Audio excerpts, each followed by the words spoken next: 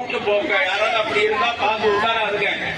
ஒரு பாப்பா டிவிக்கு பேட்டி கொடுக்குது, பாத்தீங்களா? அத எங்க வீட்டுல 9 ஓட்டுக்குது, 9 ஓட்டு நடிகருக்கு போறோம்னா சாப்பாட்டுல விஷம் வச்சு கொண்டுட்டு வந்து. உண்மையத்தானே சொல்றாங்க, பையா சொல்றாங்க. சாப்பாட்டுல விஷம் வச்சு கொண்டுறோமா?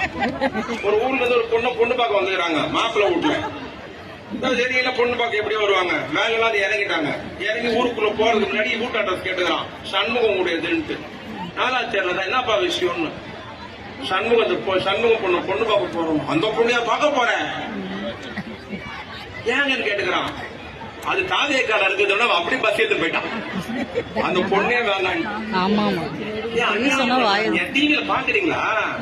விஜய்க்கு தான் ஓட்டு. கரண்ட் கம்பத்தை பூச்சி தொங்குறான், மரத்த கல்லையை பூச்சி தொங்குறான். ஆமா, இவங்க என்ன கொடுங்க ஒரு குடும்பம் தெரியும் உங்களுக்கு எல்லாம். 41 பேர் கரூர்ல செத்து போயிட்டாங்க. அதுக்கு நீங்க தானே காரணம். பாத்தீங்களா இல்லையா? அத பாத்தீங்களா இல்லையா?